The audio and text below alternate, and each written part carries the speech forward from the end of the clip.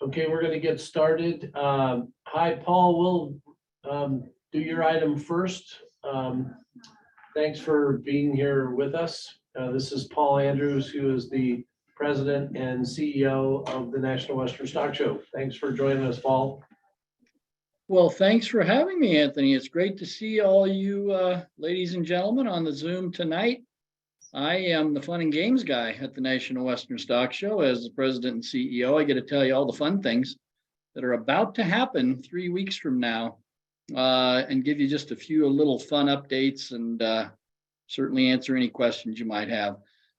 We are about to embark on the 117th National Western Stock Show, January 7th through the 22nd, right here at the grounds of the National Western Center.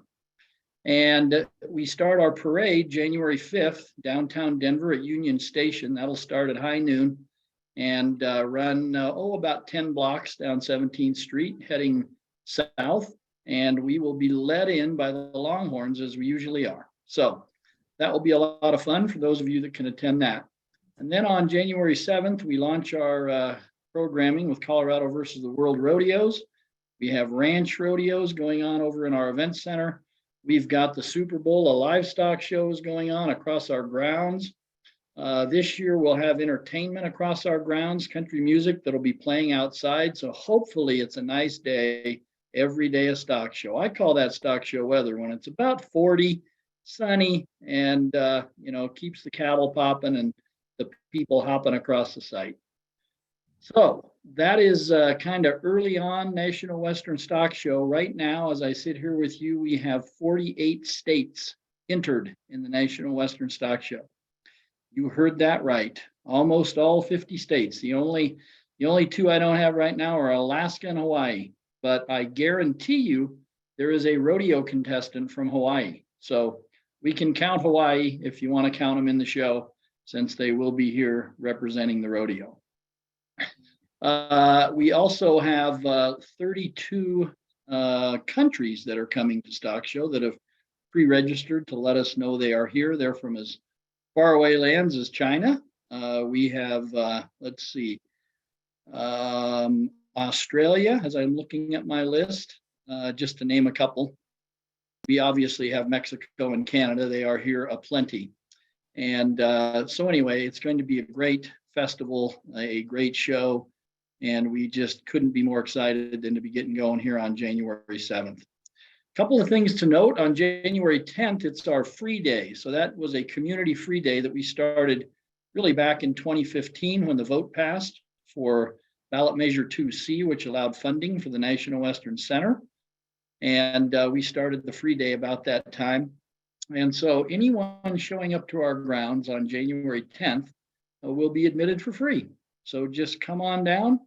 And there is a way that you can get to our grounds this year in a program that we started last year with our own Globeville, Elyria, Swansea resident, AE.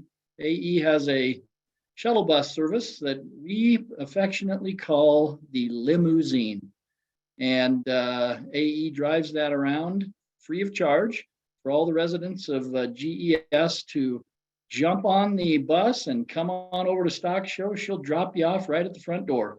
And so this free service, she'll be marketing to all of you in the houses and so forth in the neighborhoods. And we're just excited to have AE back another year. And I signed a couple of year more deal with her. So we're trying to make this a consistent free service throughout all of Stock Show. So anyway, there are certain days that she's running, and she will make sure you all have that information, I'm sure, as we get a little bit closer to the National Western Stock Show. And her shuttle service is it's very noticeable, I would say, very Western looking when you see it, and she does a great job for us guiding all the neighborhood people in that would rather just take a free ride down, not have to worry about parking. So I'd certainly encourage you all to spread that word as much as you can. Hey, Paul, how do people schedule that? How do they get set up for that? Yeah, I'll tell you, I'll let AE likely address that, but she publishes a schedule on where she's picking up and when she's picking up. That's what she's done in the past. And I know she's in the chat room right now. So if, You want me to say something real quickly? yeah, that'd be great, AE. Can you Please hear me? do. Yeah, you bet. The limousine is going to be on call. I'll be doing, I do some circulating, but it's an improvisational thing. I will be out on weekends. There's also the circulator bus that you may have heard, the free van that is an extension of the Montbello. Somebody can say what the name of that is to supplement, but people will be able to text me in advance, and I can usually get to the house within 20 minutes, and I'll be taking people home. This is a bit freestyle, so more is to come. You'll see flyers go out. The goal is to give folks a place to meet up at the stock show to go home and to come from their home to the stock show. So look for details to come, but it will not be constricted to a specific schedule. So it's going to be a little bit free form and on call. So look for the limousine. It's painted like I may change the cow in the back. We'll see. Yeah, that actually sounds even better to me, AE. So thanks for doing that way. That'll allow people a little more flexibility in their schedules too. So that's fantastic. So thanks, Paul. You bet. So with that, I'm happy to answer any stock show questions any of you might have about the upcoming January show. Any questions? Any questions online?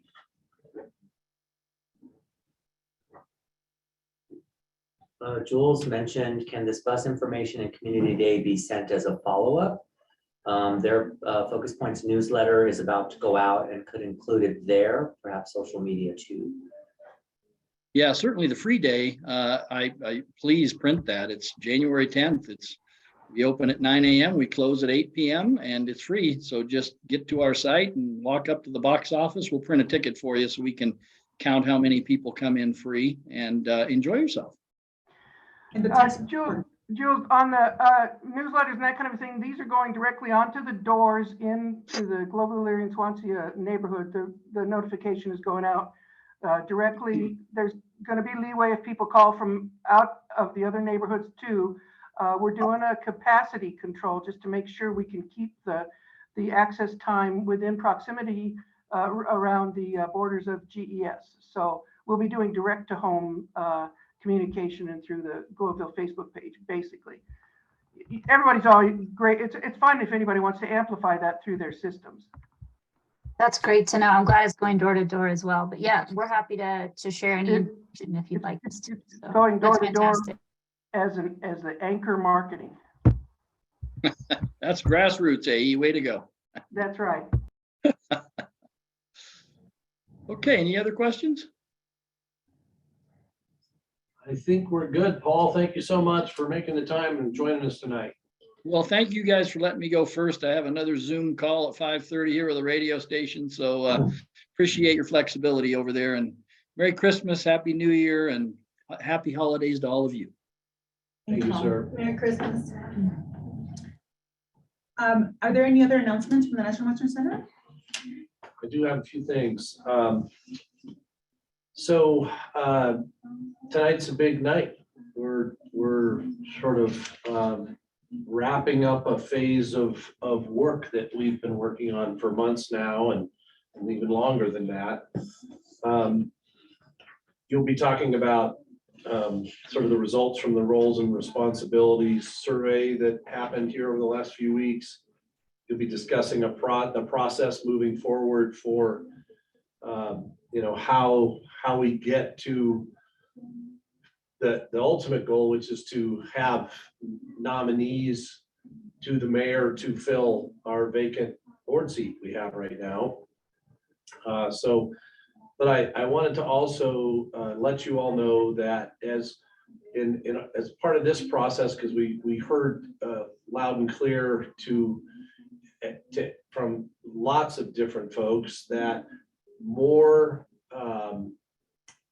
definition around both the community roles and responsibilities, but what is the role of a board member from the authority's perspective as well. So the document that will result from all this will have basically sort of two sections. One is sort of the foundation, which is what are the requirements for the board seat. They're actually pretty simple. You have to be 18 years old and you need to live in GES. But we also laid out sort of, time commitments and what expectations are around being a board member on the National Western Center Authority Board. And we also heard a need for support for potential board members who have not done this before, probably or potentially. And so we've come up with a number of things, sort of listening to all these sessions. And just to name a few, one, we're going to be providing the community board members, and we provide this to all board members, but tech support, IT and tech support, meaning, if you need help on or assistance on any of your devices, sort of, getting the National Western Center email up and running, communicating with the board, communicating out back and forth with your stakeholders in the neighborhood. But also if you need hardware, if you need a laptop, we can provide a laptop for the community board seat members. And to provide that tech support so they're very comfortable and equipped to do the job that we're all talking about for these individuals. Next is that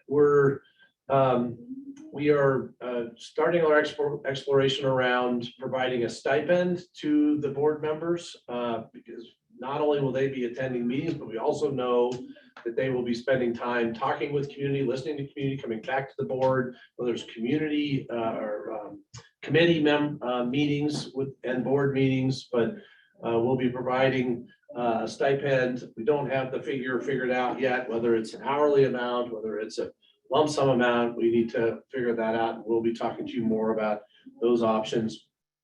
Additionally, we're going to be offering a full onboarding process and an ongoing coaching, and it could be sporadic. It could be, hey, we're about to go into the budgeting season and I want to learn more about the budgeting process. We can provide coaching on that. Or, down the road, we're talking about something in the triangle and I'd like coaching on that. We can provide independent coaching support so that all board members can feel equipped and understand exactly what the questions are that they're being asked to answer and what the issues are around that. And then one more thing, and I'll shut up and happy to answer any questions or hear any comments. I wanted to let you all know and to hear it here first.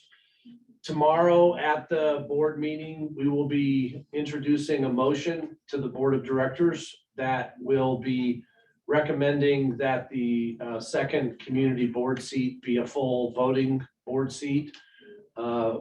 We've heard loud and clear that doesn't seem right, and we completely agree. And so we have had conversations with the city about this all the way up to the mayor's office. There's been nothing but support for making this change. I spoke to the mayor as recently as 3 hours ago when he was here for the groundbreaking, and had a chance to face-to-face talk to him about it myself, and he was well aware of it, very excited about it. And so tomorrow will be the first step. There will be a motion from the authority board of directors making this recommendation. And the recommendation is actually to ourselves, sort of, the National Western Center Authority, the City and County of Denver, Colorado State University, and Western Stock Show Association. Those are the signers on the framework agreement. That amendment then will go to City Council, and it will go all the way through City Council. It'll go, I believe, to Land Use and Transportation, LUTI, Land Use, Transportation, and Infrastructure Committee. Then we'll go to Mayor Council. Then it will go to City Council for first reading, and then it'll go to City Council for final reading. I would expect this to take a few months. We do not have calendar dates for any of those steps. But suffice to say that this could be finalized and official. I would hope no later than the end of February. We'll see how jam-packed council's schedule is. but think this is an important step in making true our promise of valuing all community voices around our table, and also having community have the same number of voting seats as CSU has or the stock show has. So I think that was a request early on and or during the and I think AE remembers the facts because I wasn't participating at this time, but this was towards the end as the documents were being released, and there was one voting seat and there was a request for a second voting seat, and there was some concern about a tied vote count, so they ended up creating this non-voting seat, which is just not respectful. And so that's what's happening, and I just wanted to let everybody know we hope you'll see that as progress, because we certainly do.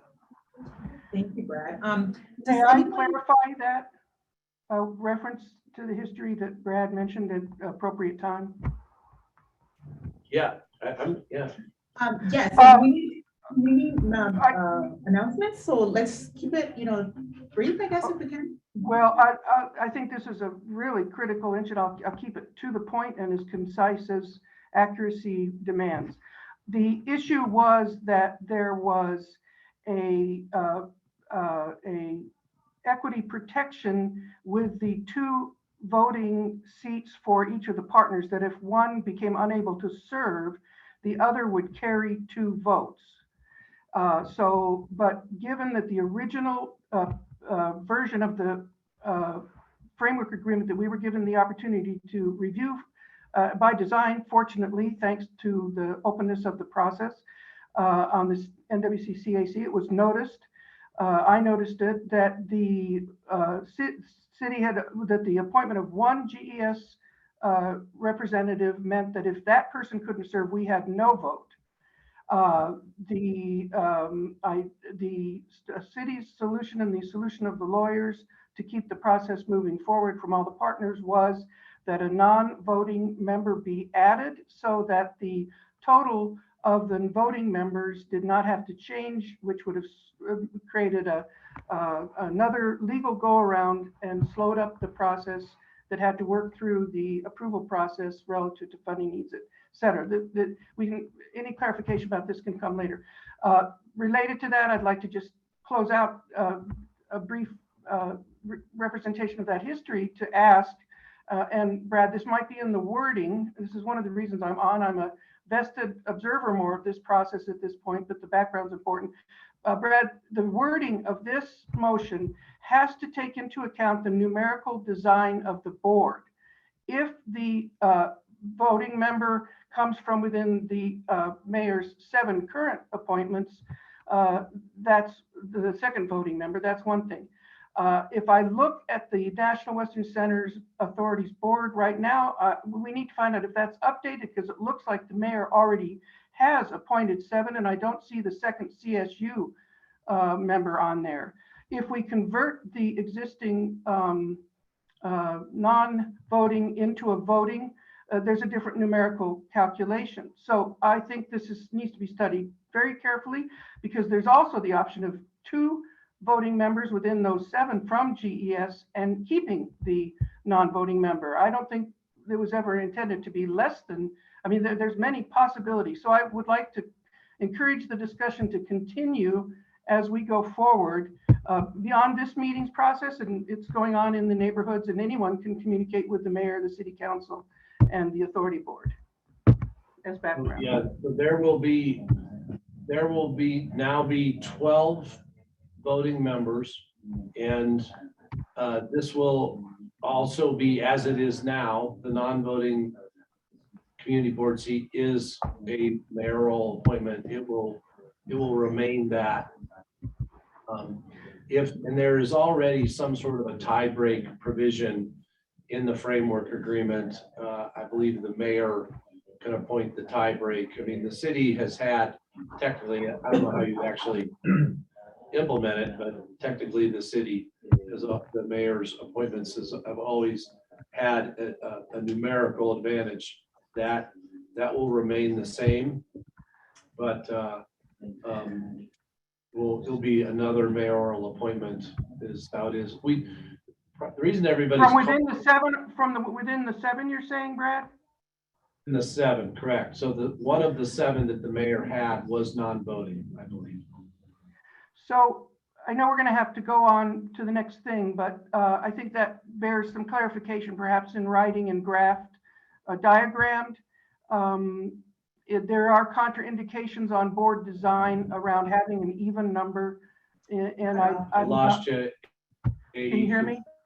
Can you hear me now? Can you hear me? I'm still here. I don't know. Can you hear me?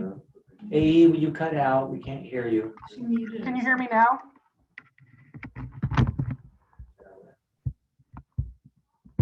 Sorry about that. Can you hear me now? Yeah. Okay, just go ahead. If you can't hear me, go ahead. We can.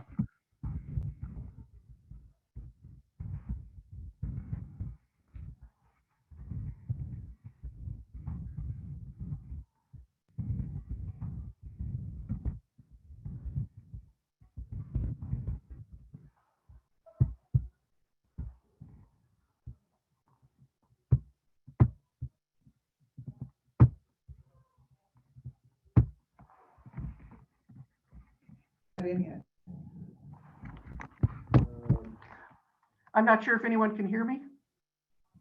They said they can hear, it might have been us. We can hear you. Okay. Folks are breaking up, so That's our Wi-Fi. can you hear me now? Yes. Okay, I want to see so that we stay on schedule, but I just want to say that there are contraindications on having an even number. Brad, I'm going to look through the framework again as well. I've read it so many times, but I don't recall the tiebreaker, and I'm not sure about a tiebreaker concept as you've described it. But there's time to discuss this, but I just want to be aware this is a long-standing discussion. The hope originally was for many, including myself, that supported the framework in the way that the United States Constitution was supported when numbers of colonies withheld, said that we have to have the Bill of Rights passed immediately. And this has been very delayed, but it's happening now. So I hope we'll get lots of broad-based discussion going forward. I think because the process is going to take a while, Brad, that's going to be, I think, a conversation. What would be the best way to get information back to the group once you find that out? We'll report back to the next CAC meeting. Okay. Anything we've heard. The city attorney's office is doing all the technical analysis on it. I don't really know what else to report. For now, okay, Yeah. thank you. So are there any community updates that we want to share right now, both from the online crew and then from the people that are here? Any updates? If you have an update, you can just let us know or start speaking. Nothing in the chat. Nothing in the chat? Yeah. Any community events for the holidays that we should know about?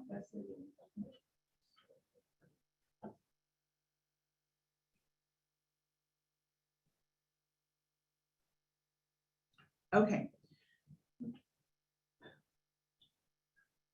So we're gonna get going. We're gonna move on to the meat of the meeting for today. If you see the agenda here, we are just wrapping up the 15-minute community updates.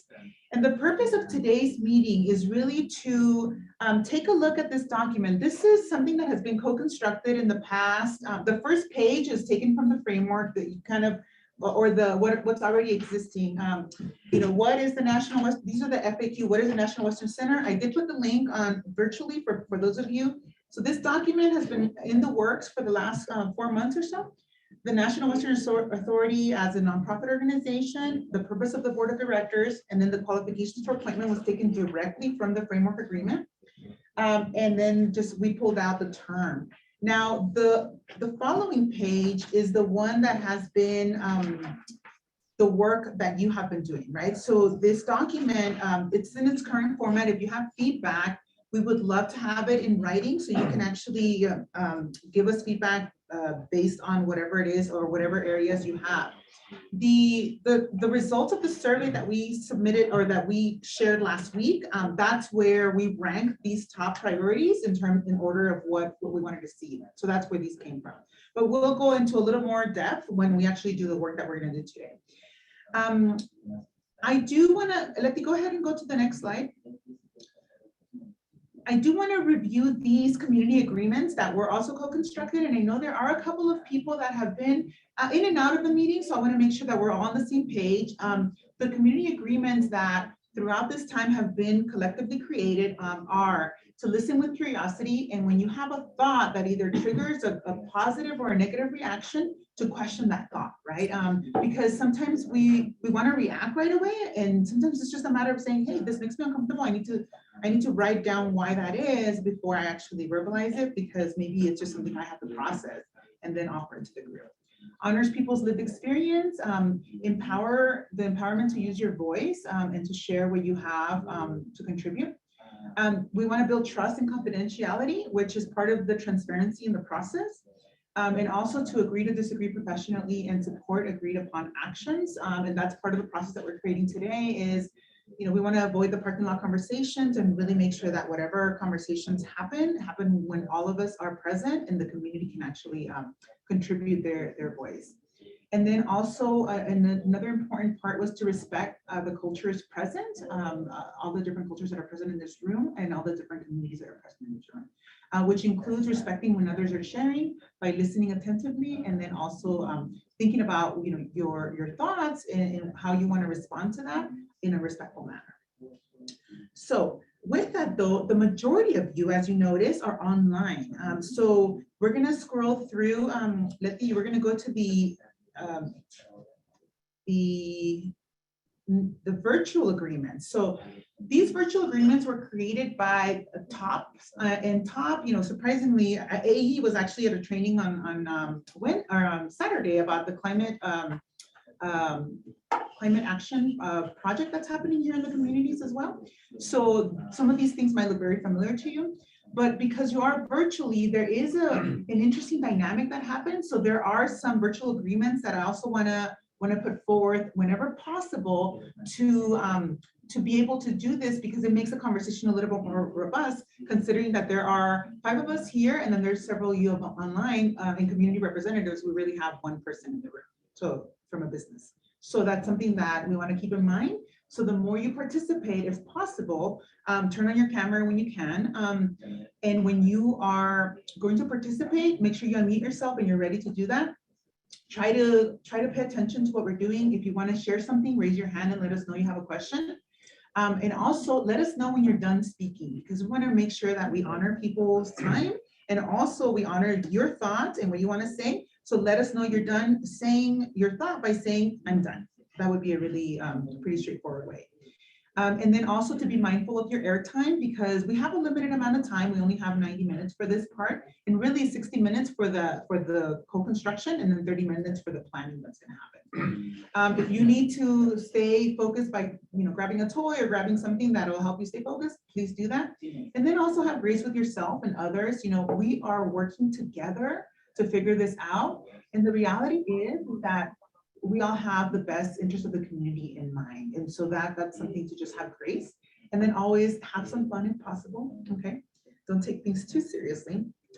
Can you go to the next slide? And we're gonna do a quick, I know there are some, I have to introduce a new member, so I wanna make sure that I take the time to do that. So go ahead and share your name and maybe in one memory that you have of 2022 that you want to hold on to, or something fun that you will remember. So we're going to do a really quick whip around in terms of sharing that. And then I'm going to ask Letty to go first, because she's one of my new members for my team. So that people know who she is and how she's going to be helping us as well. Hi, everybody. My name is Letty Salinas. I'm with Ecosistema Designs, as Dr. Violeta mentioned. One memory from 2022, after not being able to travel abroad for a few years because of COVID, I was able to go to Portugal in September. So really fun trip. That's probably one of my highlights from last year. or 2022, we're still in it. Thank you. And you're gonna see a lot of interactive slides. So if you are not comfortable typing into the post-its that you're gonna see, Letty will be the one that copies and pastes from the chat box. So if you're online, that's kind of how you're gonna interact, and she'll be the support that you need to make sure that your voice is heard and documented. Okay, let's see who else. AE, why don't you go next? I see you next on my list. Okay, I'm not comfortable with this. No hostility. I don't represent anyone. My coordinates are in the process in the long view and within the residential point of view. I can't operate on two levels of sharing personal information about things of meaning like memories and not being completely comfortable with the process. So I hope that can be respected, and that'll be how I'll hold it. Thank you, AE, appreciate it. Let's see, we have Jules, you're next on my list. Are you okay coming on camera? Sure. I think there are a lot of great things in 2022. Honestly, the first one that comes to mind is the farmers market. That was just a joy every week to come together as community, and it was great. So that's something I look forward to holding, and I'll hold on to, and then look forward to in 2023. I like this warm up, by the way, Dr. Garcia. Thanks for having it. Thank you, Jules. Let's see, I have Scott next.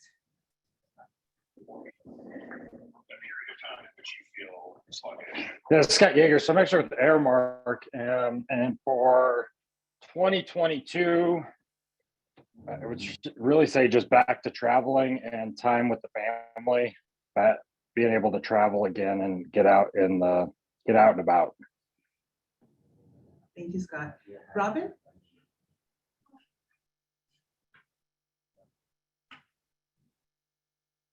Can you hear me? Hello? Yes, we can hear you. Okay. Good afternoon. My name is Robin Reichart. I'm representing the GES Coalition. And I think this year, the community planning process around the Triangle and the event we did, thanks to the stock show, doing the People's Plaza on October 8th, probably something that will stick with me for a long time. Thank you. Thank you. Sandra?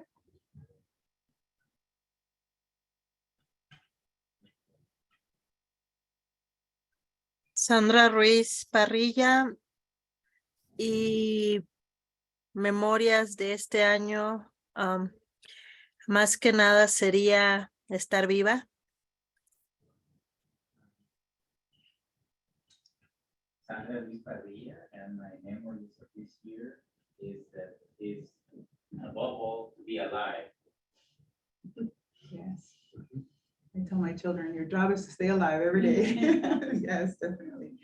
Ann Hayes with Westfield Company. For those who don't know, we're a business, a real estate development business in Elyria, Swansea. We have 14 acres on Brighton Boulevard. And just want to actually take this opportunity to let everyone know that our first restaurant on our site has opened, Left Hand Brewing Company. It's their first location outside of Longmont. So would love for people to stop by and check them out.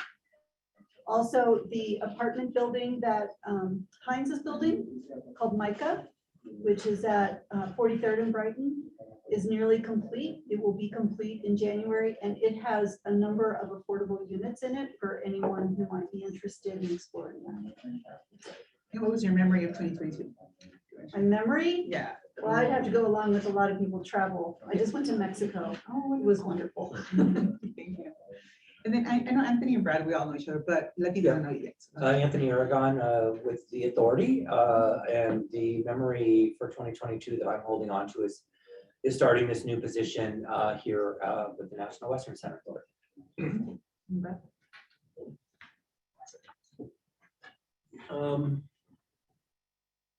What came to my mind first when you said that was the ribbon cutting, the grand opening of our district energy system, the sewer heat recovery system. That that was something that a lot of people thought and told me was impossible. And it was such a amazing failure is not an option team effort, and such a incredible, I think, sustainable result. It was a pretty special day. It was a pretty neat day. So that's my memory. Yeah, well, thank you all. Your facilitator, Dr. Violeta Garcia, and one of the memories that I want to hold on to, there were several, but the most recent one right now was my daughter's school. 300 people were mobilized and they brought food for 1,000 people. You know, just the power of community. I just want to hold on to that, and how when we come together, we literally can move mountains. So this group just really was impressive, and they have 300 to 400 people right now at the school celebrating, eating yummy food, and learning all about science, technology, engineering, math at Aurora Science and Tech. So I want to hold on to that memory because I think that that's a beautiful sign of what's possible when community comes together. And today, you know, one of the processes that we're gonna focus on is looking at what is it that we want to co-create for this particular process, for board recruitment, for the actual onboarding of the two board members, because even Sandra did not get kind of all the different tools that she needed. So there are things that she's also learning along the way that could really benefit as we create this process, and for the incoming board member as well. So that's something that in terms of context, I want to make sure that we understand, that we know that these are a lot of steps if we look at it that way. But the more we engage in conversation, and the more you can see that there's a place for you in this conversation, and that there's something that you want to take ownership of, I think the more successful the process will be. So for example, oftentimes people might say, well, we need to have 10 applicants. And it's like, well, if no one actually does that part of reaching out, then it's going to be really hard to get those 10 applicants, right? And so that's part of the conversation we're going to have today.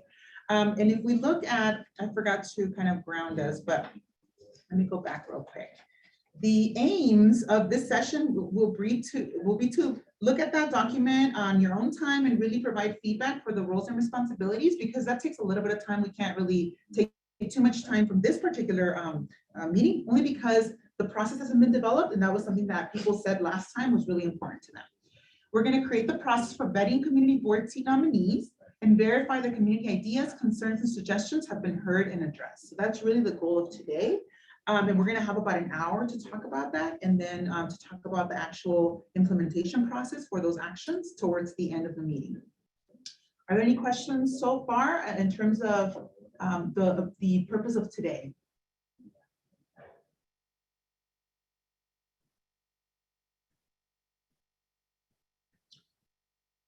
Okay, so let's jump right in. So AE actually started providing some of the context for this conversation and how it got started. And oftentimes it's really the lining all the ducks in a row, right?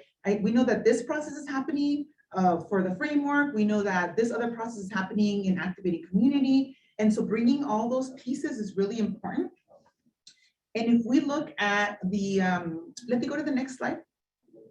If we look at the action planning agenda, we have, you know, kind of two parts to this. You know, one is talking about the context and what we already know about this particular role and the position. We're going to brainstorm, what does it look like at the end, right? What does the victory look like? What will it look like to have 2 community board seats? What will the 2 board members be doing? What will this meeting look like, right? If we look at it that way, what are some of those action items that we want to see? So we're going to take some time to talk about that. We're going to address some current reality situations. We're also going to go and brainstorm what is the plan, what could that look like, and what commitments can we make? And then we actually will create the plan and look at key actions. And we're talking about 2 to 3 key actions to get this going, because potentially this could be an ongoing recruitment process, and we don't want to necessarily, you know, create the entire process for the rest of eternity. We want to create the process to get us going and actively seeking board members, potential board members, to fill this seat as soon as possible, if we look at it that way. And then we're gonna coordinate, some of those action items, and then we're gonna come to a resolution in terms of what's gonna happen first, second, and third, and then we'll wrap up the meeting. Okay, so let's start.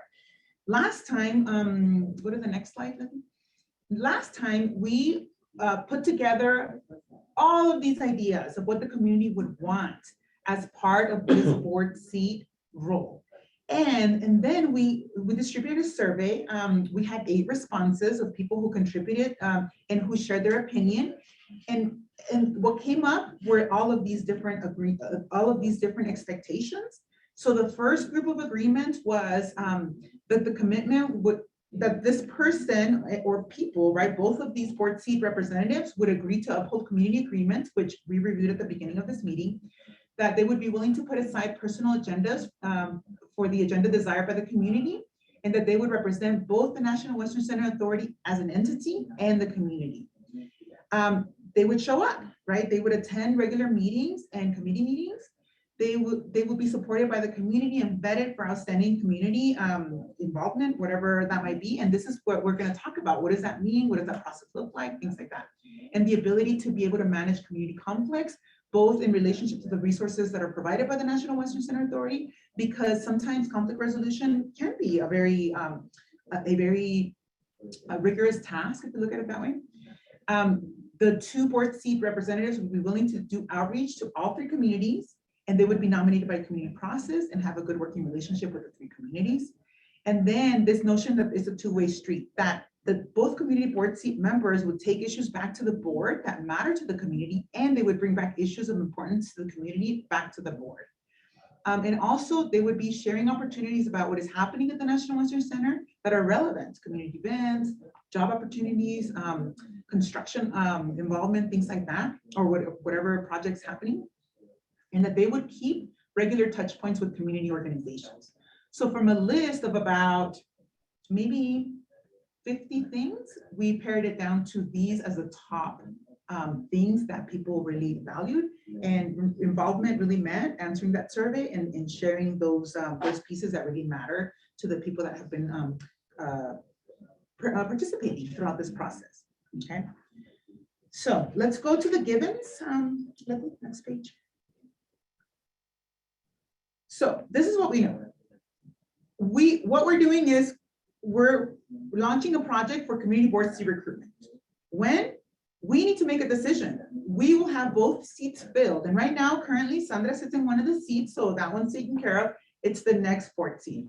Obviously, I don't want to tell you as a community what you need to do, but we also need to put a commitment in terms of, if we launch this process, when could we actually realistically have somebody coming into this to this seat? And that's something that we're going to talk about in timeline towards the end. And we're here, the CAC Plus meeting. And who's involved? The staff, the current community representative, Sandra, community organizations, and businesses in the community is who we have here today. The budget is TBD. You will let us know if there's any budgetary items to consider, and then that Brad and Anthony will figure out how to make that work if there's any type of need that's unmet to figure that out. And we know that we're doing this because representation matters, and one of the seats has been empty for 11 months now. So that is what brings us here today. Is there anything else that I missed in terms of, what are the things that we definitely know about the board recruitment process that we need to put on the table before we get started?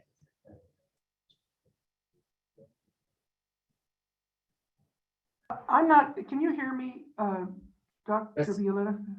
I'm not seeing the hand on my icons. I'll search for it.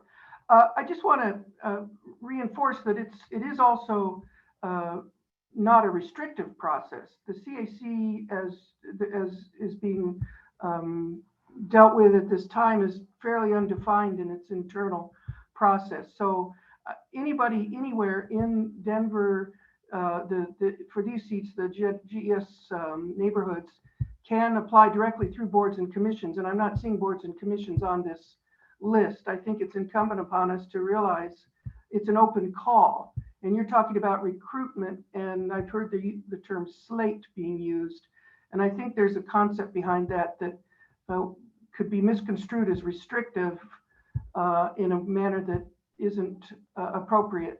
For everyone has an option to apply regardless of their affiliation with any particular neighborhood group or the NWC CAC plus or whatever it evolves into. So I think we need to make that visible throughout the discussion.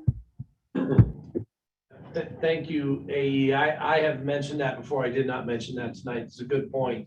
Yeah, this will source, if you will, community endorsed, if you will, or, for this process. But you're right. It is an open process. Anyone can go on. If they, are within GS, they could go on and apply.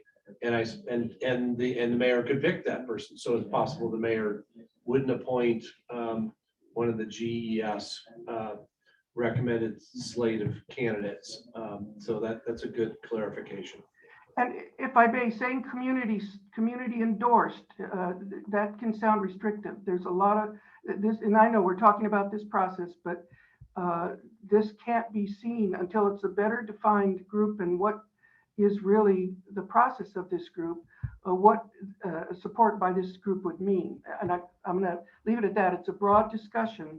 The singular noun community, as many people know, is something that I'm averse to.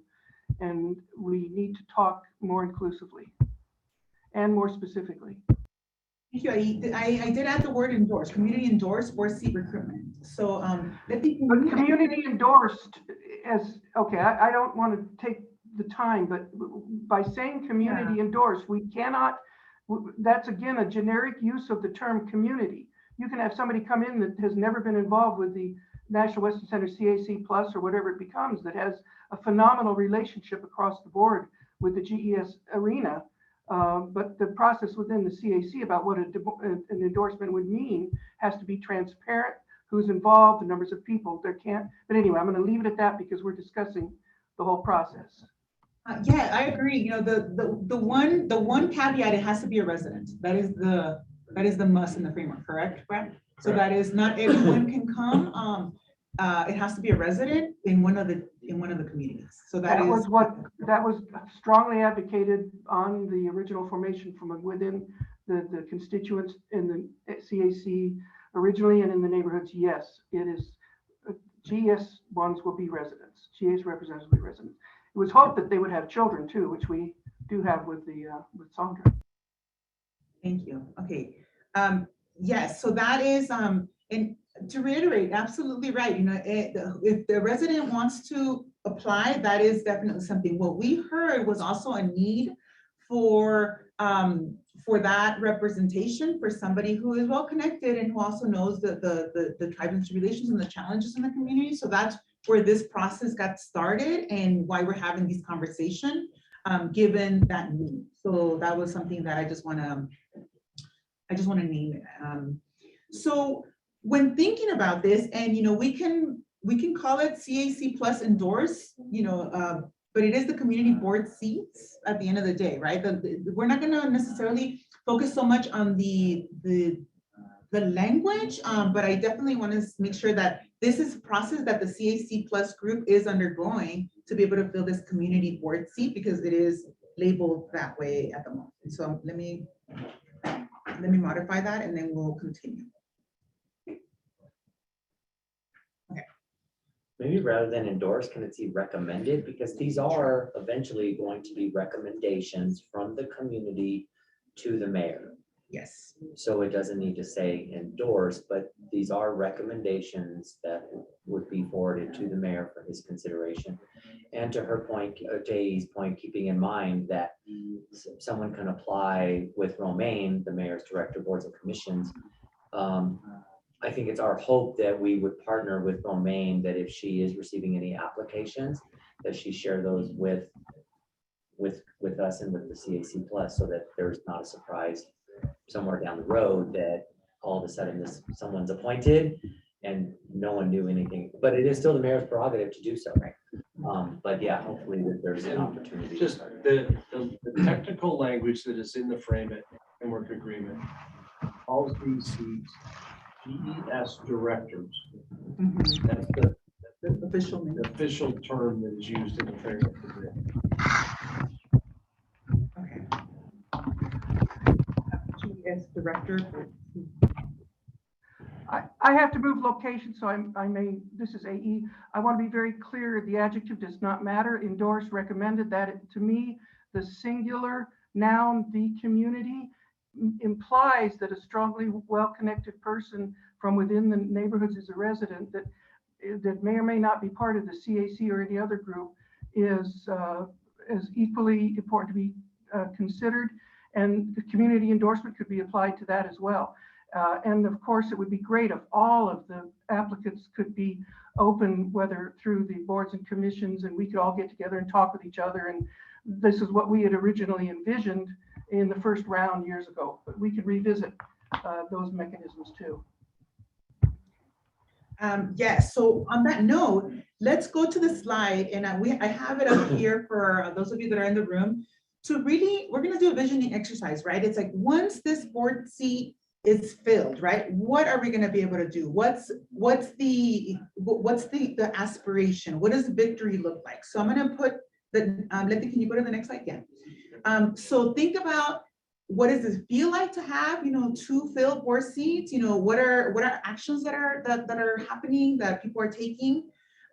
What people are in the room? What celebrations are we having? What conversations are we having? What activities what activities are happening? What tangible items are taking place? What does that look like?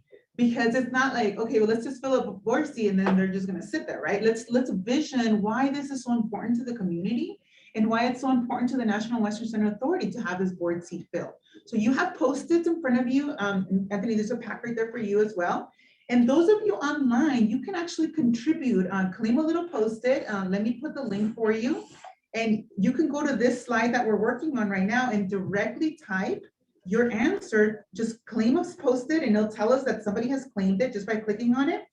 And you'll be able to share your own thoughts directly. Okay, so I'm gonna give you the link right now and you can get into the document right away, and Letty can help organize and kind of keep things moving along. If you cannot type, just put your answer or share it, and then Letty will capture it as well. Okay, so you can type in the chat box, you can type directly in the document, or you can share out loud and then Letty will type for you. Okay, we'll take about 4 minutes for this part.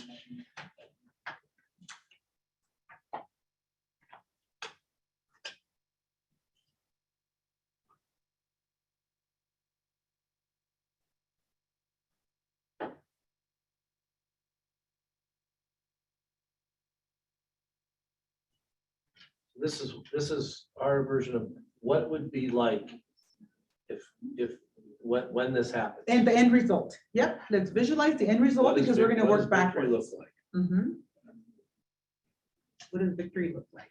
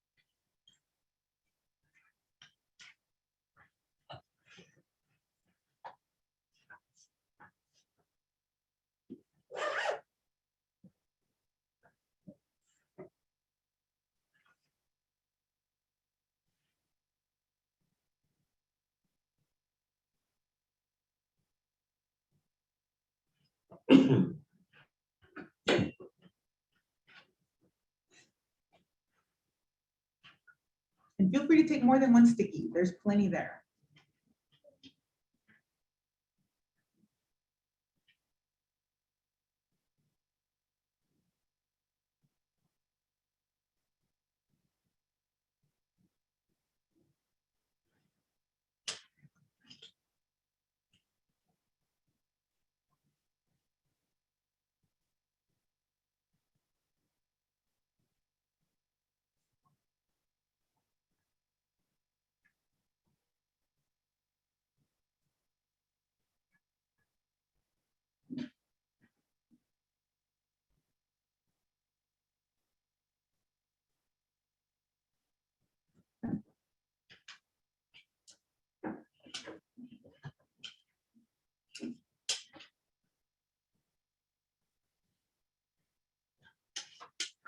The cars up there. Yeah, you can stick them up there. You can also read them and then we can just type them into the online. What's one of your cards, Brad? Effective communication to and from neighbors and National Western Center.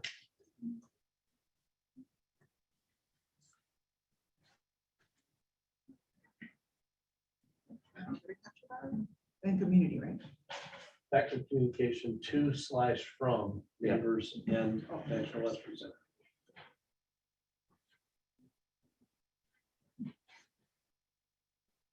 Okay, next one. Empowered and authorized voice of the communities, plural, at the table.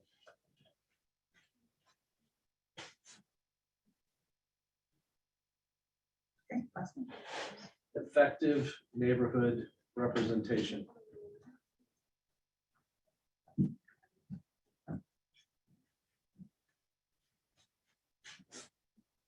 Okay, Anthony, what do you have?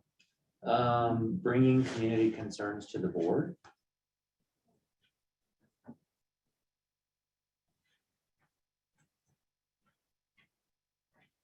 Okay, anything else? I think partner's already on here with. But it's with- okay if you see. Yeah, viewed as a partner with the National Western, with The National with the Western authority Center. and the community, with NWCA and community.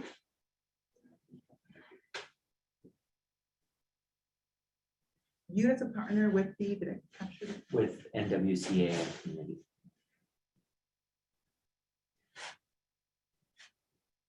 And then the last one I had was idea sharing from the community regarding future programming on campus. So you could just say future programming. Okay.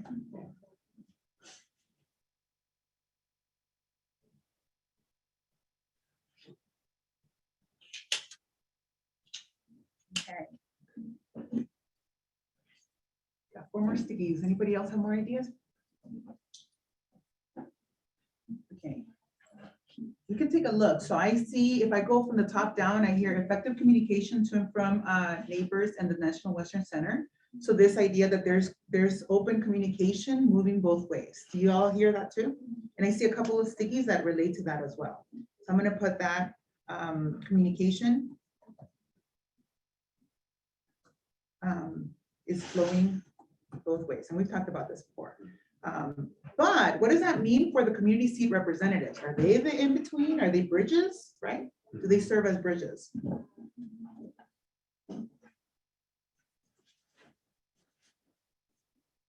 To connect, okay? I see empowered and authorized voice of the communities at the table, creating better neighborhoods, creating a relationship between National Western Authority and GES. Que todos los procesos sean abiertos a la comunidad y no más secretos. For all processes to be open to the community and not in secret. Connection with the National Western Authority and GES. Healthy communication, community voice included in the National Western Center work and board. Having a real voice in the National Western Authority from GES. Effective neighborhood representation. Because we need real representation from residents from GES. Bringing community concerns to the board. Para poder hacerles saber a los residentes lo que está pasando en GES. To be able to share with residents what's happening at GES. que haya realmente alguien que quiera cambios para el vecindario. For there to be someone who really wants change for the community. Viewed as a partner with the National Western Center Authority and the community, ideas sharing from the community.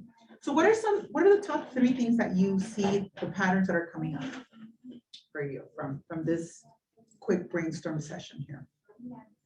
So when we think, we have now 2, we're gonna have 2, we have Sandra and we have somebody else, right? And now they're here. So what are the things that really resonate and come to the forefront? So I heard, you know, communication, these representatives will be the back and forth, right? What else? I heard real voice from the National Western, I'm sorry, from the GES communities. So that representation piece is really coming strong from GES residents. What else is really standing out?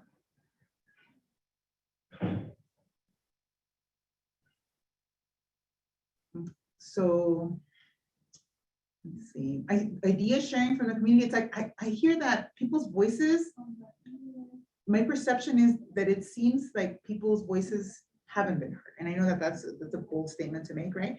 So this notion that with these, when the 2 representative seats are filled, then that representation will be that, we'll be able to carry that voice. Is that something that I hear? Well, I think part of that is growing the connection to community, both between the National Western Center, but also between the board representatives and the community at large, so that they feel like they have that representative at the board. Okay, so strong connection, Mhm. right, between the National Western Center and the community at large. Okay, so that's really, if I were to envision, the 2 board seat representatives are creating this bridge. They're the ones bringing this back. I see the movement, right? A flow of information, of constant interaction. So we're going to move on to the next slide, because once, obviously it's helpful to see the end in mind for us to actually create that, where we start. So we start with our current reality. And we're going to start with, what are the strengths of the people in the room, the organizations, the people that are in the community as residents? What are our strengths as a group? Or it could be individual strengths as well. So go ahead and just say them out loud, and we can capture them. Let me can capture them for us. What are some strengths? Passion, Passion. commitment, Okay.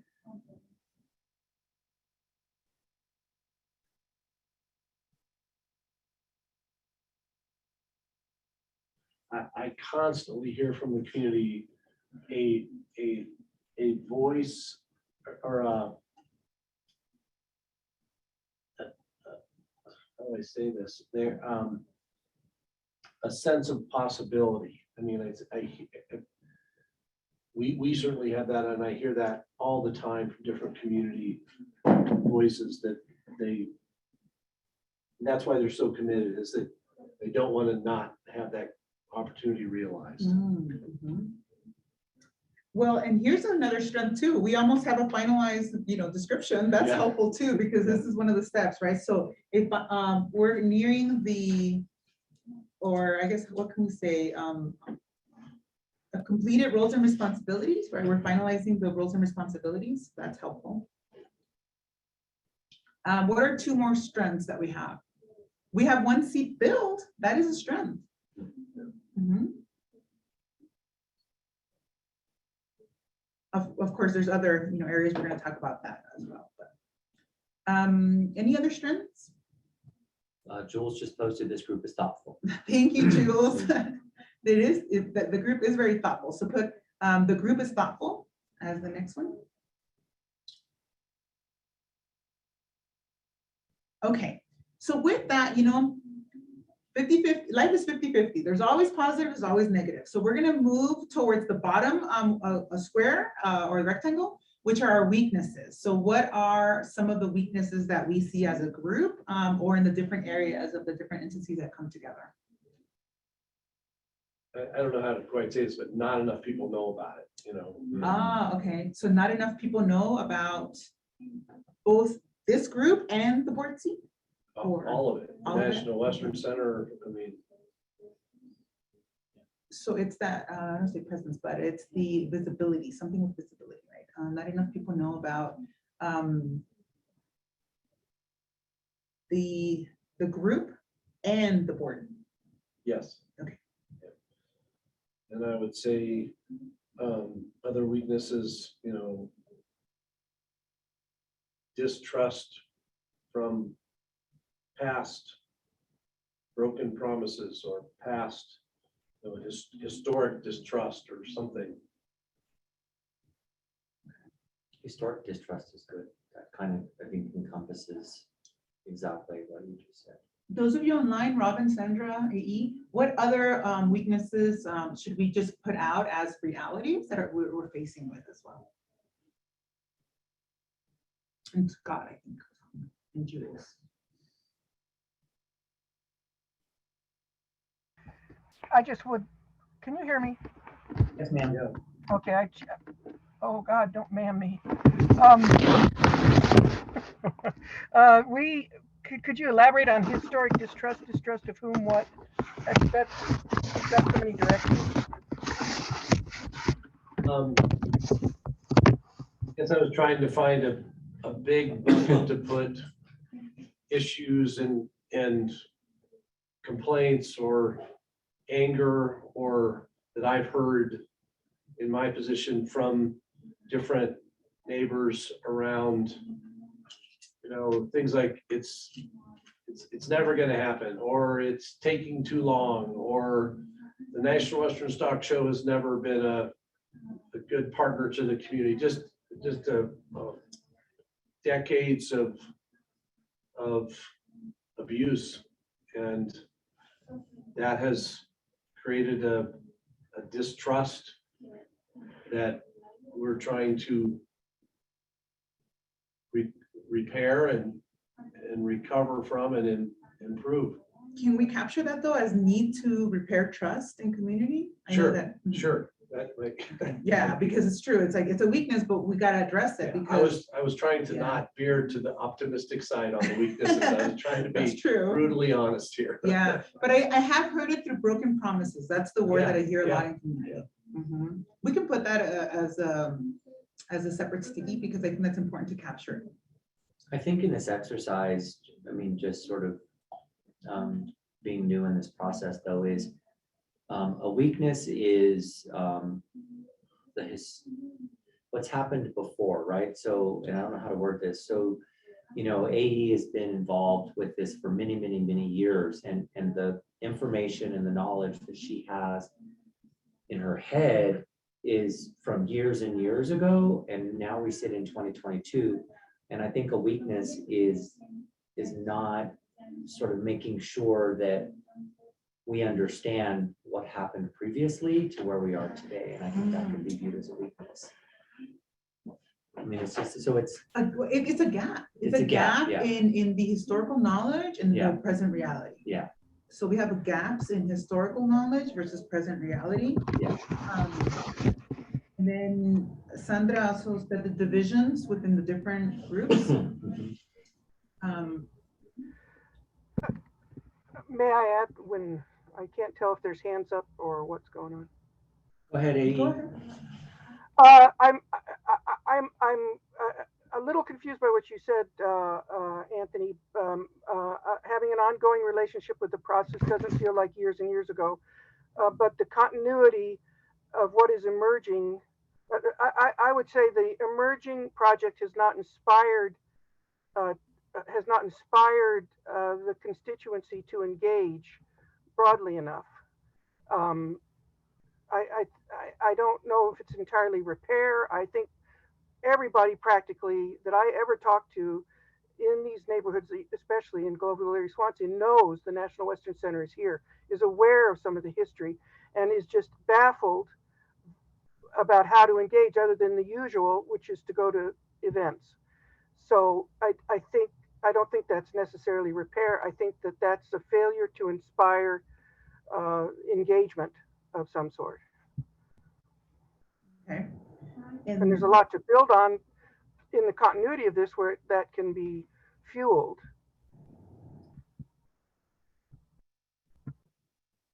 Yeah.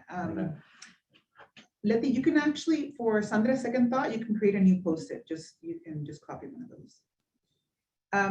Okay, so we're gonna move on to benefits of success. So say we fill these 2 board seats, what potentially could be those benefits of being successful? And we talked about them in the victory part already.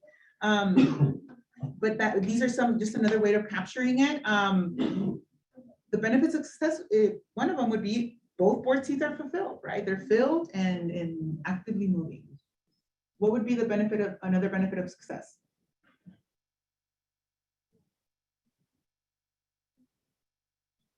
You can get more done. Yeah, you can actually move things along, right? And start taking on projects and things like that.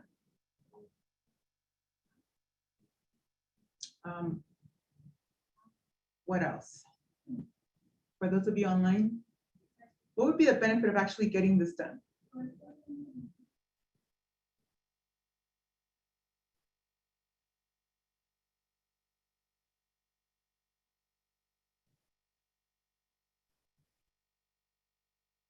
I have another one. Yeah. Since somebody else is talking. I know. Build capacity. It will build capacity. Build capacity.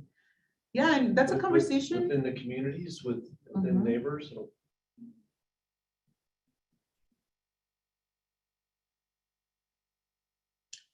That's a conversation that whatever work is done here will have farther reaching implications is what I'm hearing. Well, and for the individuals, for the people involved as well.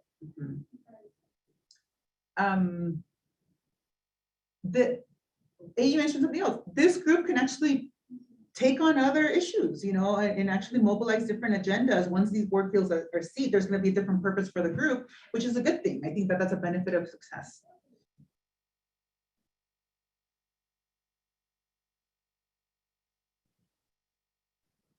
What else?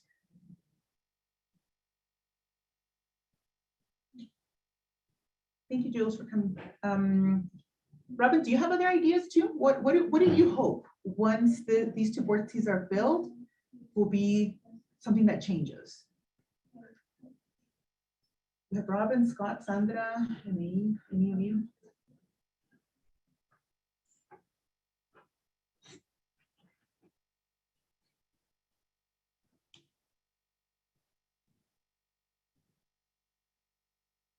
And I think we mentioned this in the victory, that we could take some of those victory ideas as well and populate the rest of the slides, because we already kind of visualized what would be that success, right? So we would see community communication is flowing both ways, right? The representatives are serving as bridges. There's representations from GES residents, and there's strong connection between the National Western Sand Authority and the community at large. So those 3 can definitely live in this area as well.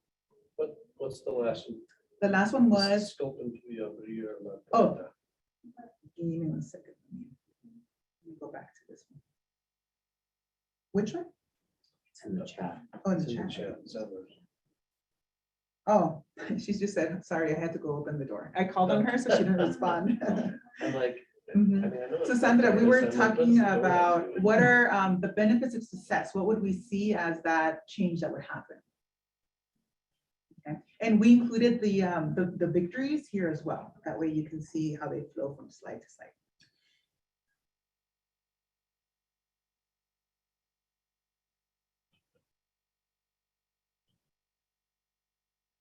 Okay, and we're going to move to the last category right now, which is the dangers of success. What could be the dangers of success? So we did talk about one of these, and it's we make a recommendation, but the mayor ignores it. That is a danger of success, right? Because we successfully completed the project, but it didn't make the change that we wanted, and that is a reality that we have. So it is a danger of success to be able to acknowledge that. What else could be a danger of success? I know it's kind of phrased a little weird, but I think it's also important for us to think about. What if we have too many applicants? right? It's a good problem to have, but it's a danger of success. Mhm. Define too many. Too many, well, we have one board seat. So maybe if we, and that's the hard reality in terms of like, if that one person is amazing, go for it, right? But I think something we heard from the last meeting was that people wanted to vet different potential applicants. And I don't know if that will create an opportunity for, hey, this person's gonna fill the board seat, but then this other person can lead a committee or can lead something else, right? There are definitely other leadership opportunities available. So too many just means we have one board seat and anybody who doesn't get selected will be either in a different role or not in the board seat itself. That's what I mean by that. What are some other, and I guess the word danger is kind of like, you know, but it's almost unintended consequences if we look at it this way, right? That could be another way of looking at this. Anything else?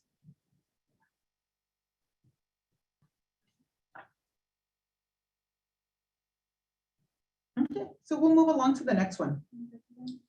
So in order for us to make the vision a reality, what can you, as an individual, commit to make this happen, right? To make sure that these board seats are filled. We have one open right now, but potentially you are creating a process for when Sandra also steps down from the seat to be able to replace. And one of the interesting things that we have also learned in this journey is that while the term is 5 years, a person can decide to step down at any point. You know, we would love for them to commit because it is an investment that the National Western Center Authority is willing to make. And we also know the reality that there is no stopping you. If you say, you know what, I'm done after 2 years, that is a choice that that community board seat representative has. And so that's something, a reality to just kind of embrace, right? But given that, what is your commitment as an individual? So you're not speaking necessarily, you know, if you're speaking for an organization, is what could you commit as an organization? So an example could be, you know, I can actually commit to talking to 5 people. I know Jules actually sent a name forth already of somebody who's interested. So for Jules, we can say she's committing to passing along a potential candidate or to be able to share this. So what are some of the commitments you're willing to make this process actually happen? And I will be calling on everyone because I think this is an important part of this, is that no one person in this room can do it by themselves. It really is a collective effort, and it is to make sure that community voices are represented in the process. So that is something that, if you think about it, it's like, if you're willing to say, you know what, I'm committing to reviewing the roles and responsibilities, I'm committing to finding somebody who might be interested, whatever your commitment would be, that is something that we want to capture. And so I'll capture it under suggested commitments first, and then we'll narrow it down to the other ones. So what are some ideas that you all have?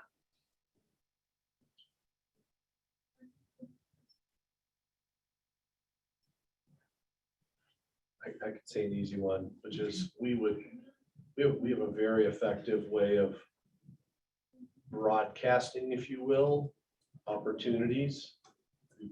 We're continually getting better at that. And so we would use all of our full systems with, you know, we post things around the communities, we do blast emails, we do newsletters, we do our text message platform, we at all meetings, we can announce things. We can, I think that could be helpful in terms of getting the word out about the opportunity. Mm-hmm.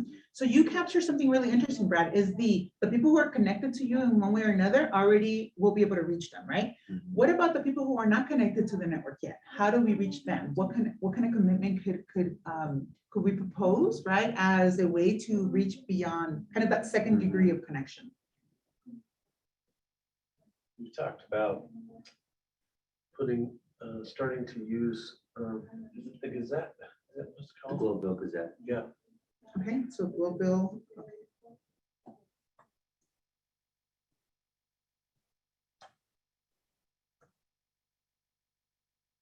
What else?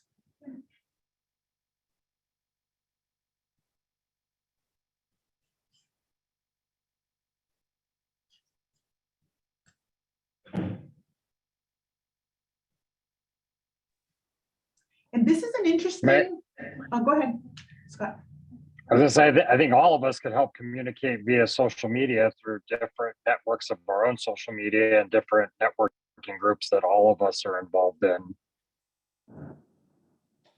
Yep.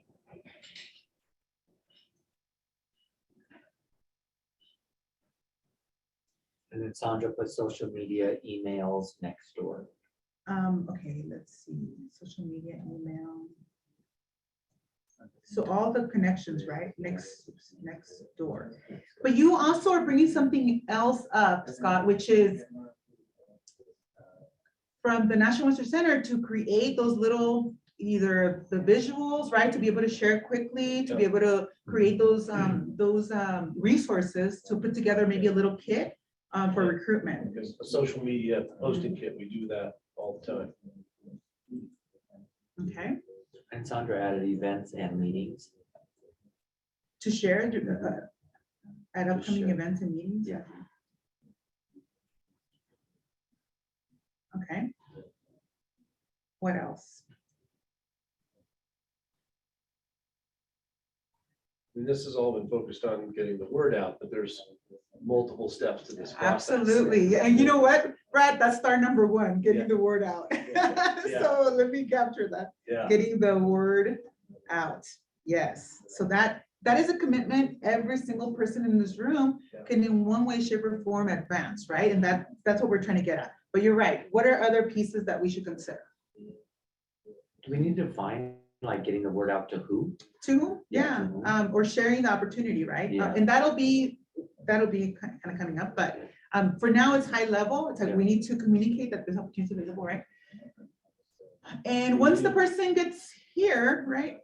So you need to receive the, gotta create a nomination form. That'll Okay, be later, yeah. create a nomination Oh. form. I'll put it here. These are all the suggested, and then we'll pull from here. And then receive the nominations, vet the nominations. Select the nominations. Make the recommendation to the mayor. I mean, those are kind of the steps. Okay, And Sandra added door hang, or she said door, knocking doors if there's funding. okay, let me capture almost like the, And it could be part of a distribution, Sandra, like your idea around knocking doors, it could be, you could bundle things together. So there was, maybe events and things like that. You and I have talked about that a couple times. If there's a door hanger of program or knocking doors that could make that pretty efficient to accomplish multiple things with one process.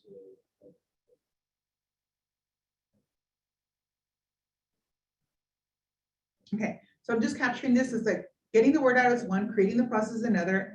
And then I think part of the recruitment is what you're getting at, right? In terms of like other venues for recruitment. But this is the cool thing, because whoever's in charge of that, that's really their job to be able to put all these different things together. What about, and you said, you got to this, Anthony, was, okay, we're getting the word out, we're sharing what the opportunity is, we're processing, right?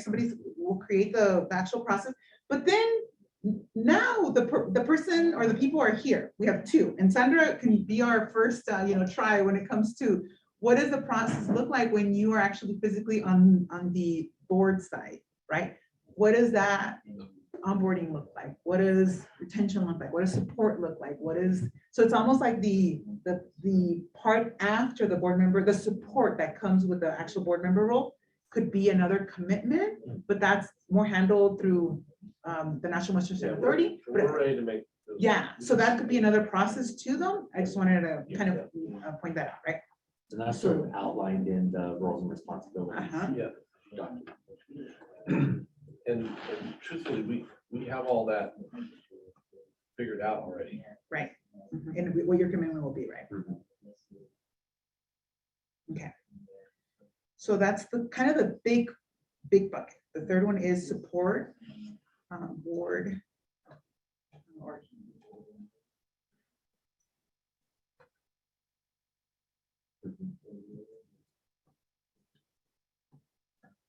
By onboarding, training, or just with onboarding and training? Onboard, I mean, there's And technology. ongoing, Yeah, Ongoing needs, coaching, ongoing mentoring. coaching, leadership development, capacity building. any of those. Technical support, There you go. stipend.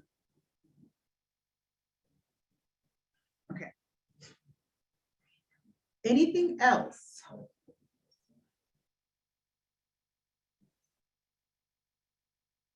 That is important in this particular process, knowing we're narrowing in super deep into one thing, because then that way it actually moves along, right?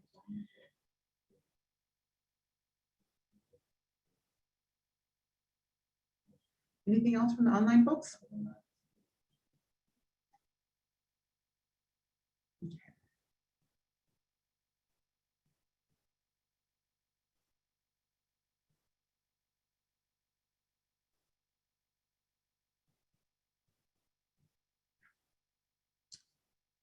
Okay, so what we're gonna do next, and Letty, can you go to the next slide? Sandra just typed in show up for the process.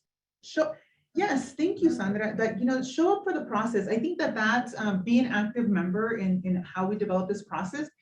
This can't happen without you. The reality is that, I'm here as a facilitator, and we have people from the National Western Center Authority as well that have that role. And what we heard was that the community wanted a vetting process. So that is in the different communities, the businesses that are represented. In order for this to truly be a community vetting process, the community members have to do that part, right? And so that's another piece too that I think is really important. And so thank you, Sandra, for saying that, because I think that the more you show up for that process, the more we can actually say, yes, this is your process and you're conducting this part because we value that part, right? And so I think that's a really important point, that it really can't move along if community members or any representative from whatever organization says, yeah, you should do that, then it's not really led by the community. It's really led by the National Western Center Authority, right? And so that is a fine detail that we need to acknowledge as well. And we are prepared to support in any way, as little or as a lot, Mhm. as neighbors would like. Yes, absolutely. Whatever's helpful, we're there. To date, we've been told message that I've heard around this the vetting process is that is not for me or the National Western Center to do, that they want to do that completely on their own, so. Absolutely. Scott, thank you for that comment. Those of us with board experience can help coach those interested and help them better understand the process and responsibilities as needed. So yes, let's go to this slide. So what we're going to do next is we came up with, we're brainstorming different ideas for each of the, I guess, let me go back to the slide before this one. So the commitments, we've narrowed it down to 3 big commitments, and all the suggested commitments could fall into one of these 3 buckets, right? So we have kind of marketing and getting the word out that this opportunity is available, that we need this type of, a community representative. We're creating the process, right? The nomination form, and how to process the actual forms, how to receive them and how to process them, how to vet the nominations, select and make recommendations to the mayor. That is another area. And then supporting the GS directors by onboarding, training, and ongoing leadership development, technical support, and stipend. But Scott, what you're saying is I could contribute to that because I have board experience. That's what I'm hearing you say, right? So if you look at these 3 projects, we look at it that way, right? There are 3, I don't call them committees because the word committee is loaded, but it's 3 stages if we look at it that way, right? So what we're going to do next is we're going to brainstorm individually, okay? We're going to do brainstorming, and then we're going to take all of your ideas and we're going to cluster them into different groups, just like we did right now, but we're going to be focused on those 3 projects. And then we're going to name them. They feel like they can have a name, kind of already, but we're going to do it together. And then we're gonna actually assign things and say, okay, what part of this do you want to contribute to, right? And who else do we need to take at the table to make sure that this gets done? And who can you bring from your other teams, from your other organizations, from your neighbors, whoever wants to contribute to this part? How do you bring them in and how do you actually make this happen? Okay, any questions on that? We're gonna go into brainstorming first, okay? So individual brainstorming is, you're gonna take 3 minutes, right? And you're gonna think, what specific practical actions can we take to achieve our commitments? And there's 3 commitments, and we're gonna go back to that slide so you don't forget, but for now, let me just read the instructions. There's Post-its, and those of you online, I just want you to take a piece of paper and write things down, or you can just put it in the meeting chat just to make sure that you capture everything, and then you can put return at the end. So you're gonna capture individual thinking, and this part is important because I wanna honor what's in your head, right? Every single person has a thought, an idea to share for any of these 3 areas, and make sure that you put each idea kind of on a separate line, so it's easy to cut and paste once Letty gets that part going. So we're gonna take 3 minutes, and I want you to you're gonna brainstorm 10 things that you need to make this happen, or that anybody needs to do to make it happen. And then you're gonna star your top 3, okay? So that's gonna be the next part, and then we're gonna put them all together. Okay, so we're gonna have 3 minutes. Letty, can you go back to the slide with the commitments? So think, what are 10 things that we need to do? 1, to get the word out. And some of you already started brainstorming this, so you can just write those down on individual Post-its to create the process, and then to support the GS directors, right? 10 things. Go, 3 minutes.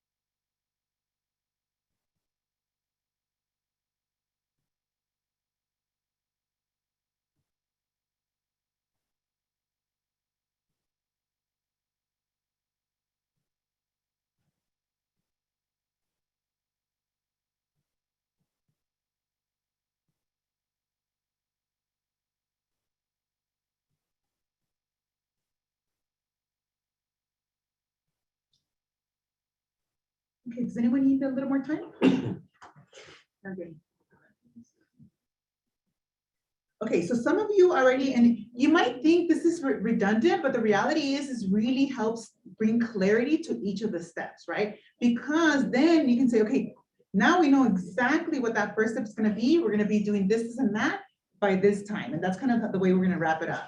So we're gonna go through each of the, because we're such a small group. Normally a group of 18, 20 people, we would break up into 3 different groups. But because we're such a small number of people, that's just the nature of the beast. So we're gonna do this quickly. Typically, we would have 12 minutes for each of these. But we're gonna divide that time and actually have 4 minutes for each. That way we can wrap this section up. So let me go to slide, go to the next one. Okay, so group 1 would be getting the word out. And we already thought of if you have any of your post-it or any of your ideas that relate to getting the word out, pick your top 1 and I want you to share it and we'll capture it. Like you can type in each of the little stickies to make sure that we already have lots of ideas, right? We heard several of them. So Sandra, you mentioned earlier, what was your top 1 as you were talking about? Like what would be the one thing you would do to get the word out?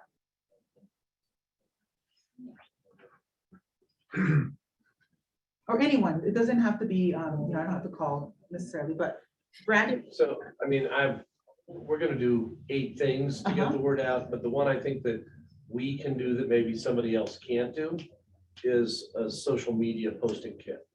Okay, create social media posting kit. Okay, good. So create social media posting kit, but you also got to something else, which was activate all of your channels, right? To distribute the opportunity. Yep.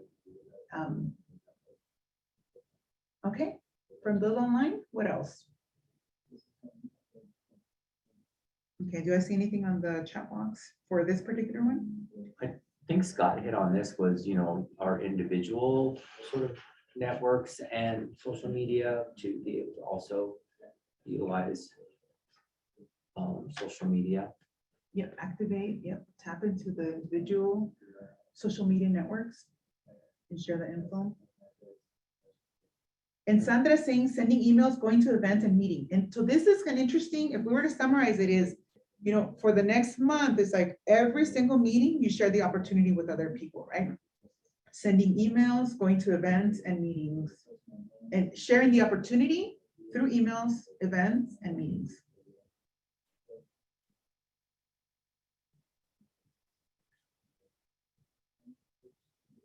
Okay, anything else?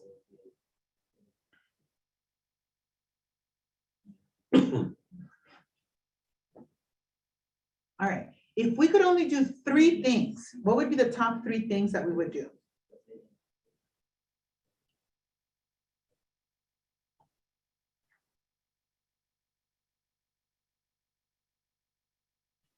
What do you think? I mean, I think that the social media kit might really help all the other actions, right? So that seems like a must. Yeah. So I'm going to drag that one down because that's a really important one. So I'm going to take this little post-it and then put it right here. Okay. And I think that sharing the opportunity and activating our distribution channels kind of goes hand in hand. So we can actually combine that sticky. And I'm going to just pull this one down with the idea that not just the National Western Center will be activating it, but all of us will be activating our distribution channels. And a distribution channel is any pathway that gets you to communicate with others. So what Sandra said about sharing the opportunity through emails, at events, at meetings, social media, word of mouth, all of those are activation channels, okay? So that captures the top 2. And I think the other 2 get to that same idea, correct? So they're captured together. Okay, we're moving along. The next one is creating the process, nomination form, receiving and processing forms, vetting nominations, selecting. I think we kind of, what are some other things that this part, I'm just gonna actually put it in the cards because I think it's. So the nomination form, they wouldn't create it. It's actually an online application that the Boards and Commissions Office uses for all applicants. Okay, so how do we get to it? Because if we do the nomination form, my understanding was that there would be a process. So they would go online to apply, and then we would work with Romaine Pacheco, the Director of Boards and Commissions, to get those applications, to request those applications. So there's not a separate nomination form. It has to be created. It has to be created through the Boards and Commissions board. Was that possible, Brad? Because I remember last time we talked that we said that it was difficult for her to disclose anything. I don't think she's gonna be able to disclose that. And I think that that's where this came from, was that we would have a process to say, I'm interested in this. So for example, the person that Jules sent, there would be a form, like an intake form to say, we want to get to know you. And then they would complete the nomination form. Then it would go online. But here is an approach. We could have an approach where, since that person will be applying to Romaine, she does intake. I wonder if we could ask Romaine to offer to those individuals. You know, there's a group that does a vetting process. Would you like to share your name with them? Would you like to connect with them? Because I think from a privacy perspective, if you were an individual, to have your information shared to the vetting group without your prior permission is not cool. Yeah. You know what, Brad? You got to something that I'm going to go back to the slide. Letty, can you go back to slide number 14, I think it was? 14, which is, and I think that this has come up a lot in other conversations, is that one of the weaknesses right now is that there were not many, from our understanding was, there were not many people who actually had applied, or zero from our understanding, right? Right. So that is a weakness. I just want to document that because I think that that's, we just have to capture it. So make a duplicate and then add that there are not many applicants right now in the way that the current process is. Yeah, Okay. I don't know what applicants they have right now. Yeah. I don't. I don't get told that, so. Yeah, and we don't know. So that is a weakness. We don't know if anybody has applied also, but from that, my understanding, that was something that people brought up as a concern. Okay, so we're gonna scroll back down to group 2, which was the creating the nomination process form. So asking Romaine to connect nominees with the group. You've also shared that helping people fill out the nomination form, right? So helping people, helping nominees or helping interested candidates fill out the nomination. Okay. What else is important? Let me check the chat box. I have it. And so how are you defining group 2 again? Group 2 is on the right-hand side, is create the process, nomination form, receive and process the forms, vet nomination.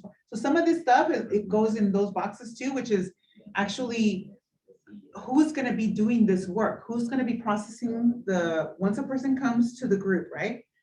What are they going to do first? What are they going to do next? What are they going to do after? So part of the working group here is who will take care of that and what are those steps that they need to consider? Mm-hmm. Yeah, that's a key question. We don't have an answer to that right now. Right, right. So, are folks online? What are some recommendations that you have in terms of creating the process? And remember, this is a commitment, right? So somebody also has to commit to actually follow through on the actual process. And I think that is maybe we shouldn't call it nomination form because it might create confusion with the other one, but maybe a get to know the group form. Yeah, you're right. They'll be using the same nomination. Mm-hmm. What's can you hear me? Can you hear me? Yes. Since we're almost out of time, this may be, I don't feel I can insert myself within this process because it doesn't contain what the accountabilities and the collaborations were developing the relationship with the mayor's office and boards and commissions. There was a tremendous amount of discussion, and it was structured into the framework agreement about the obligation of the city to orient and to use, to orient people to what this is. And I don't know how to say this, but we're putting on this process something that I feel is a city administrative process, and it requires work at the boards and commissions, and it requires, for the whole situation. And that whether or not somebody's familiar with what this group is would be an indication of how deeply are they involved or aware of this project. And if they're not aware enough to be familiar, then I'm wondering what their motivation is from within the neighborhoods. So anyway, I just think there's a lot more to discuss, and I'm not finding a way into what this is, but I'm just going to continue to feed people directly and try and help people understand the holistic system. And I think that boards and commissions really needs to become much more of an activist element to this. So that's an awkward way of saying it, but there it is. I think, Brad, is it fair to say that we've had discussions with Romaine and she understands the community process that is trying to be created to make recommendations to the mayor, right? So this isn't going to come as a surprise to that she is fully aware and understands the process that we're trying to create for these, for the recommendations for these community board seats. And I think I understand what you mean. To me, the question I would ask is boards and I don't think boards and commissions is qualified to do what we're talking about. They don't. I mean, the genesis of this was neighbors' request to be able to have a broader vetting and consensus building process around the nominees. And I think. Brad, I don't think, I'm sorry, I thought you were done. I was just gonna restate what I already said. So. I don't think that's mutually exclusive. I feel that the authority office itself was not qualified in your own assessment to do facilitation. And so something had to happen. The boards and commissions may or may not be qualified, but we're raising a question. Where is the collaboration?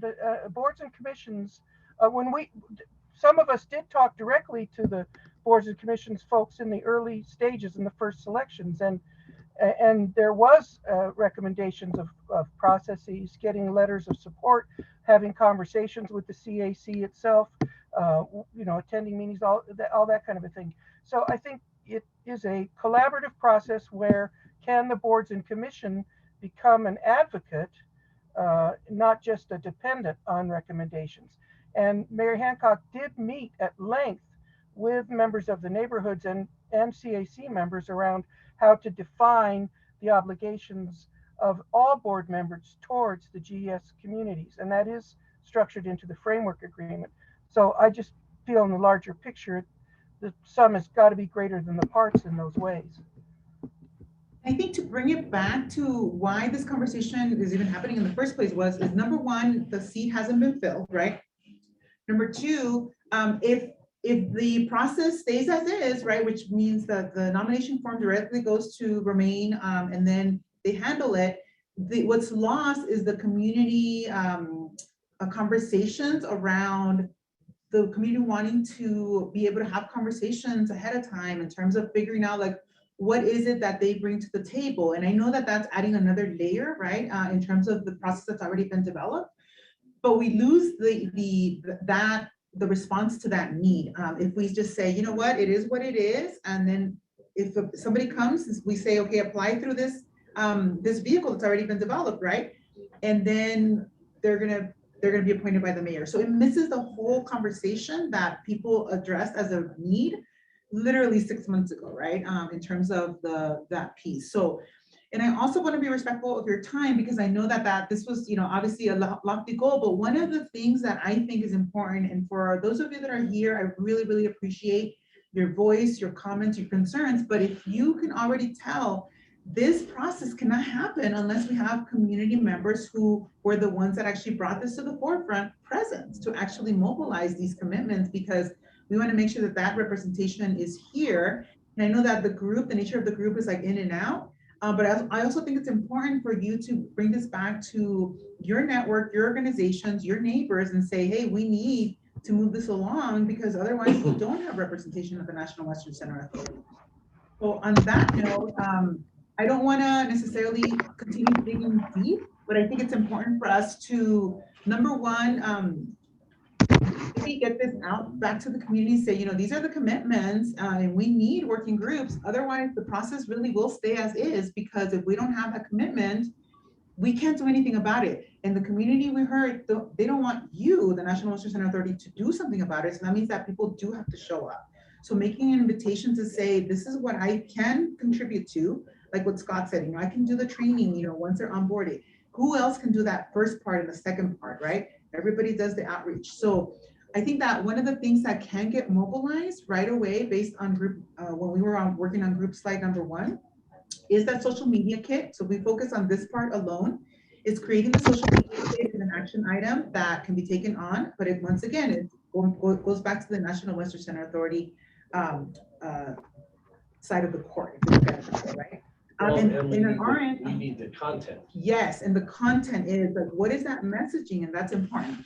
So I do want to pause the conversation there, because we're not going to get it done in 3 minutes, but I wanted to show you a process that really does value community voice, that really says, this is your plan, and this is what we want to make sure that that the support is after, but it can't happen if other community members, just don't show up. And so that's another thing that, any ideas on how to get more people involved? I know that that's been an ongoing discussion, or does the process have to look different, right? Because right now there is a process, and if the process stays as is, community voices are not represented, okay?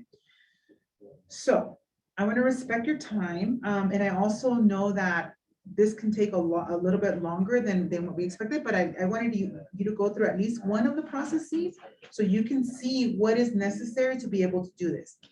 Another layer to this is, if this group only meets once a month, then that is the speed of the pace of that this is going to move forward, right? So part of creating working groups, and perhaps this is something that some of you might be interested in, is really taking this on, what does it look like? What could we contribute to actually move this along? That could be another option as well. But on that note, I want to pause it where we're at, because I think that the 3 groups that came out are very important. I did hear AE also say that maybe the commissions, like engaging the commissions, may have a role. I'm not quite sure what that means yet, in terms of, do they come and talk to the community? Do they, what is it that they do? Because this is a working action plan. So unless there's an action for them to do, then it's kind of beyond our control, right? Because somebody does have to commit, or a group of people have to commit to the different actions that we were proposing, okay? Brad, what are your parting thoughts? I know that that's, and I think that that's the hardest part, is that if it's a community-driven process, it has to be led by community. I think that what we do is we gather the work that was done here tonight, and the steps and the framework, and then we reach out broader, more, greater, whatever it takes to get folks who are interested in committing to do that work. That's what we need. We need partners. Absolutely. And I know there's interest there, so we just need to tap into it. Okay, so parting thoughts from anybody online in terms of, where to go next, or what is an action item that you have on your list to make sure that this moves forward as well? I'll open it up.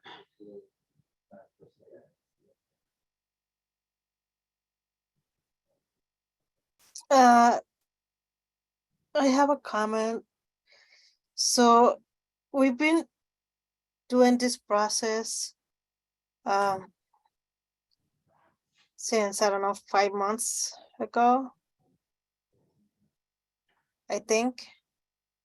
So we've been doing this, and I mean, I just feel like we need more participation from the people, the groups that wanted this process. And it's like we don't have that participation in every meeting. And not only that, we need more residents. Again, I mean, I feel like we're doing all this, but if we don't have more participation, if we don't have the groups that wanted this process, it's just hard to move forward. And also, I think the community also are the businesses and the people that has been coming to the meetings every month. Not just residents, but everyone that is been coming to every meeting, that have been participating in all the activities and everything in all this process, that I know some of them didn't even ask for this process. I didn't ask for this process, but we're here doing this process because that's what groups wanted. So I just feel like we're lacking a representation or the presence of those who wanted this whole process, and they're not here. So I don't know. I know that even if we do all this process and everything, the one that has to choose is the mayor. So I don't know. It's just I don't know the word. Sandra, thank you. So that is the pivot point we're at, right? Because there is a process developed. I can take the 3 ideas that we built out and ask for feedback, through an electronic board where people can put additional thoughts. But you're absolutely right in that respect, in terms of like the people that wanted this process do have to show up to contribute to the conversation. Otherwise, it becomes something that somebody else does, and then it's hard for them to come to agreement or commitment for that matter, right? Yet part of the relationship building with community, it really goes back to, what is the goal of this group in bringing others along to make sure that the conversation, because we're stuck in this kind of a cycle, right? Because the progress that's made in one meeting is lost by the next meeting, right? And that is part of showing up. And so that's something that I just, there's no other way around it. People do have to show up, and obviously you are here today, so I really appreciate it. I really appreciate Scott, AE, Robin being here, because you're here and you're representing, and it's also important to bring everybody who cares about these issues, right? Who said, I really do care to have this process, have that voice represented. Any parting thoughts in terms of how we can make that better for the future? Because we're going to be stuck in this particular process that we have. Well, I think people who want to know that this process is going to happen, but don't really want to be involved in making the process. Now, but they may want to participate in the process once it's actually happening. And we continue to grow our email list of everybody who's ever been here is getting the updates and the information and getting the links. And so there could be people participating in ways other than showing up at the meeting. True. But as we get to this next step, though, there's a minimum level of process of participation and commitment we're going to need for it to work, or it won't go anywhere. And what will happen is that if too much time passes, someone will apply and the mayor will vet them. And if the mayor thinks that person's a vet, they'll pick them. Yeah. So an action item on my end, Brad, will be to just put the 3 categories that we came up with, and that's why I was asking you in different ways. I'll put all the action items below that, and I'll put together an action commitment plan that looks like this. And it's really looking at, who will take on what is the working group, what do they have to do by when, right? And then how will they bring it back to the group, right? So to have the process move along and make sure that other voices are represented is kind of what the intent is behind that, because It's important to have all of your voices, and I also think that there are voices that should have been present but are not. Yes, Violetta, can you hear me? I'm really sorry, I cannot find the hand. oh, no problem. You can always chime in. We're Okay, all right, but I just have a closing thought for me is, I will, I have been a fully present observer throughout the workshops in these CAC meetings because I felt that the process was claustrophobic to me. I felt like I could not bring, nor would it be constructive for me to participate with all factors considered, but I wanted to observe with an open mind where this process took the next phase to resolve what the stated problems were last December when the decision was made to divert into the authority office. I spend tremendous amount of time in the neighborhoods with people over the framework agreement, understanding the National Western, encouraging people to understand many things, and cannot find a way to bring it into this process because the CAC per se is non-directional. So I think that there's a larger question, why aren't people engaged in this? What happened to this process? And I don't know how to have that conversations, but beyond this process, I'm going to continue everything I'm doing, and any tools that emerge from this will be helpful. But I think there's a lot of contact points and a lot of ways that where we can elevate what the commitments are to the awareness of the mayor, of the authority board, of the authority office, and of the boards and commissions office as to what the values are that should go into the selection of all board members, including the GES board members, to the benefits of the neighborhood under the accountabilities of this project. So I just want to close my engagement with that. Thank you, Eddie. Okay, well, we will close the meeting at this point, and then I will provide kind of an online interactive tool and go from there. I think that that's what the best we can do right now, and hopefully we can engage more people and continue and get the process going.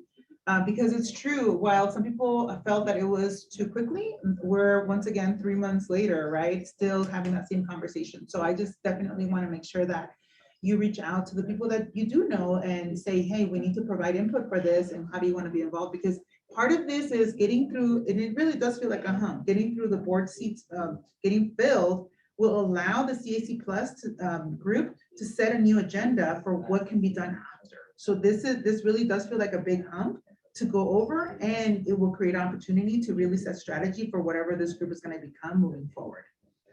So thank you all for coming. I really appreciate. Robin put a comment up. That he was driving, so he couldn't contribute. Oh, there was something else. But he said, I think establishing a clear purpose and defining goals of this group will help allow bring new and old participants back. Without clear communicated purpose, it is not clear what neighbors are being invited to. Thank you. So right now, the clear purpose is getting the board seat filled. So strategy can be set and ultimately have that bridge communication between the board directors, the GES directors, the two of them, be those leaders that really go back and forth, and for this space to be a vehicle for that, for the community to bring whatever concerns and comments, and for the community to take back whatever they get and have that communication. So that's kind of what came out of the meeting in November, I believe. But that's yet to happen because the board seats, we're still having the conversation around that. Okay, but thank you for commenting. Any other parting thoughts? We're good.